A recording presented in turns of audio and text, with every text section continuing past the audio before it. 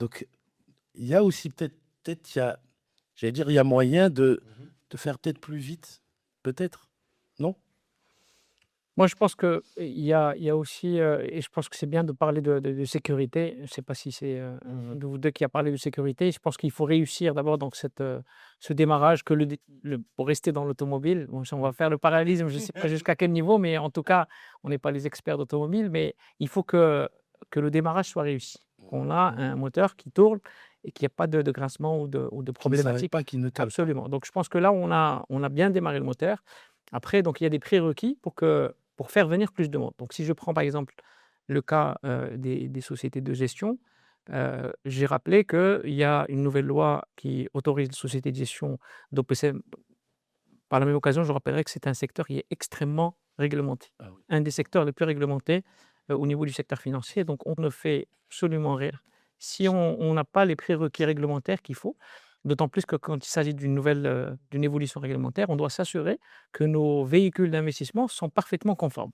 Et donc pour ce point-là, donc ce prérequis de conformité, donc les sociétés de gestion devaient passer par une étape, assez, classique. Mmh. C'est la mise à jour des prospectus des Tout fonds qui sont potentiellement éligibles à ce type de marché. mmh.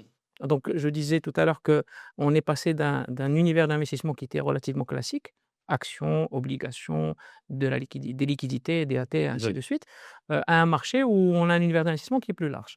Donc déjà, donc il fallait au niveau des notes d'information, des fonds qui sont potentiellement partis vers ce marché, qu'on ait dans l'univers d'investissement, parce qu'il y a aussi une obligation de transmettre l'information à nos clients finaux pour qu'ils sachent que ce véhicule dans lequel ils sont investis, il détient Mmh. les instruments à terme. Donc ça, c'était une étape et je remercierai par, cette occasion, la MMC qui était très réactif. On a réussi à, mettre à jour, très rapidement un nombre non négligeable je dirais de véhicules d'OPCVM pour qu'ils puissent être prêts dès le démarrage et donc je peux vous dire déjà que les sociétés de gestion, dès le premier jour, étaient présentes sur le marché à terme. Donc ça, c'était le premier point qui était important. Mmh. Nous avons également toujours dans les prérequis, et ça donc ça a été fait en amont, bien sûr l'écosystème s'est réuni ensemble, Bourse de Casablanca, MLC, il y avait même, des experts, dans le domaine de la comptabilité parce qu'il y a aussi donc le volet comptable parce qu'un OPCVM, il doit refléter d'une manière Ce très fidèle, de son contenu, notamment sur le plan comptable mmh. et donc il a fallu aussi s'imprégner au des, je dirais des différents schémas comptables qu'il fallait intégrer au niveau, de nos opérations. Ça a été fait en amont, bien avant en fait le lancement, et puis aussi donc il y a le sujet, on a beaucoup parlé de la partie, système d'information. Les sociétés de gestion aujourd'hui donc se sont, outillées, je dirais de systèmes d'information, ce qu'on appelle des OMS, hautement, je dirais très performants, et qui aujourd'hui sont parfaitement aussi adaptés à ce type de marché. Très rapidement, on a, upgrader donc nos systèmes d'information pour qu'ils puissent intégrer donc Oui. ces instruments-là. Donc tout ça, ça a été fait d'une manière, je dirais en concomitance avec le démarrage du marché et j'ai envie de dire d'une manière synchronisée sans que les gens aient besoin de dire aux autres, Mmh. voilà ce qu'il faut faire par-ci par-là. Donc comme si on était déjà préparé. Donc ça, c'est pour moi, c'est un premier jalon, réussi, et qui, nous rassure quant à la prochaine étape. Je pense que et là, peut-être que je vais aller, plus vite Je t'en que la prie. musique. Je vais juste continuer, rester dans l'histoire du risque. Quels sont les premiers risques, enfin les risques qu'on suit les premières semaines, justement? À quoi on doit faire attention? Alors c'est une très bonne question. Alors aujourd'hui, ce qu'il faudrait préciser, c'est qu'on est en face d'un marché totalement inclusif, ce qui n'était pas le cas aujourd'hui au Maroc. Aujourd'hui, les produits dérivés qui étaient autorisés pour le marché marocain, c'était réservé pour les opérations de change ou de matières premières, et uniquement dans le cadre de la couverture. Tout à fait. Donc aujourd'hui, avec ce marché, on aura des instruments avec plusieurs utilisations économiques. On va pouvoir investir. Moi, j'évite le mot spéculation. Donc, en tant que régulateur, je préfère dire Il vaut mieux. donc soit de la couverture, soit de l'arbitrage. Donc aujourd'hui, c'est un marché qui va permettre de résoudre beaucoup de problématiques économiques. Badr en a parlé, parce qu'on a des marchés baissiers, tout le monde vend, donc ça tue le marché. Donc aujourd'hui, on a la personne physique, on a les particuliers. Donc aujourd'hui, de par le texte, les particuliers ont la possibilité de faire des produits dérivés. D'accord. Et nous, pour nous, en tant que régulateurs, Pas uniquement l'AMMC, également Banque Marib, Bah, évidemment, parce que la particularité de ce marché, c'est qu'il est régulé par les... conjointement avec Banque Marib et l'AMMC. Donc, pour nous, c'est très important de s'assurer que cette personne, ce particulier, a toute la maîtrise et la connaissance pour pouvoir intervenir sur ce marché. C'est pour cette raison, on oblige les brokers à effectuer un profilage en amont de ses clients pour s'assurer qu'ils ont la maîtrise totale et la connaissance pour pouvoir le faire à travers le déploiement d'un questionnaire. Donc, le broker adresse un questionnaire dans lequel le client s'engage par rapport à sa connaissance de ses produits pour pouvoir justement s'assurer qu'il a toute la maîtrise et la connaissance.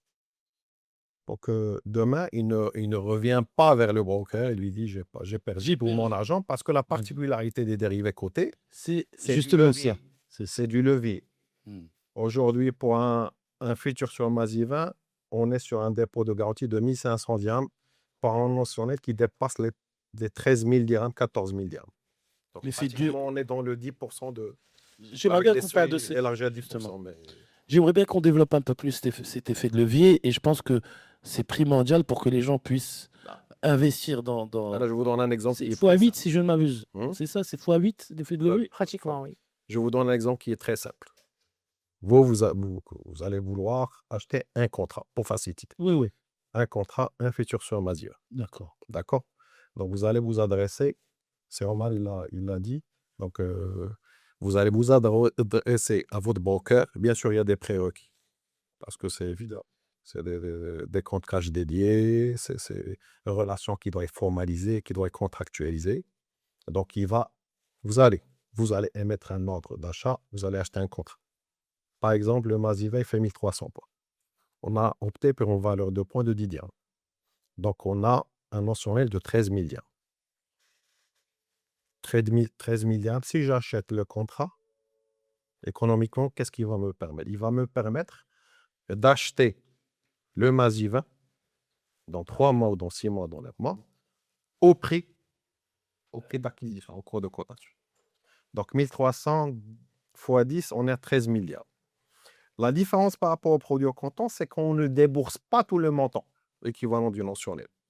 Parce que si j'achète aujourd'hui Maroc Télécom, je dois débourser la totalité du prix. Donc, qu'est-ce que je vais faire? Pour 13 000 dirhams, je ne vais débourser que 1500 dirhams.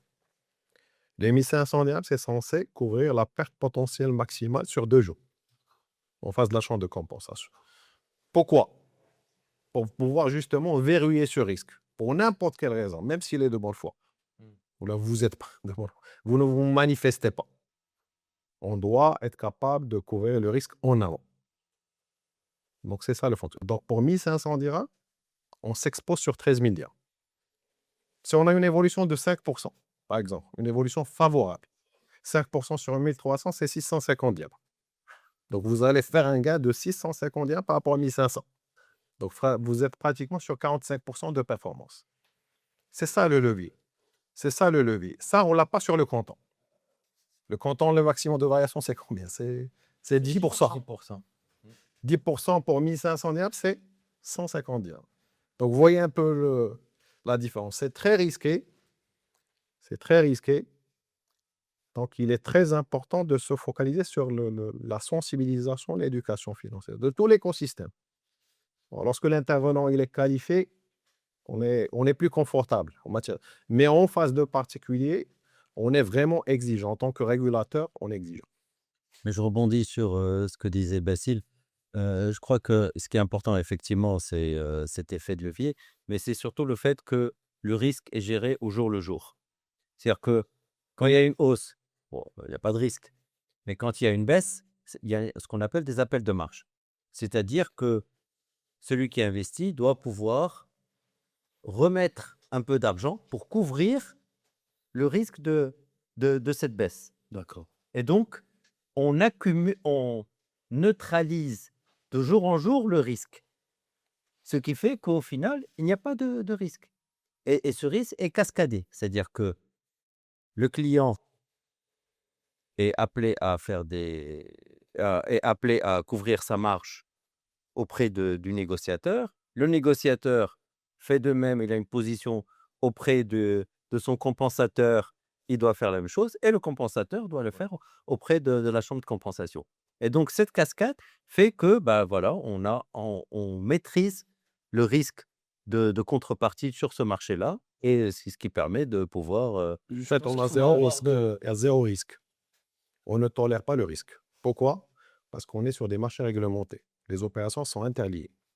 Donc, je ne peux pas tomber dans des cas de suspens. Théoriquement, je peux tomber, Mmh. mais je dois éviter au maximum d'avoir des risques de suspens.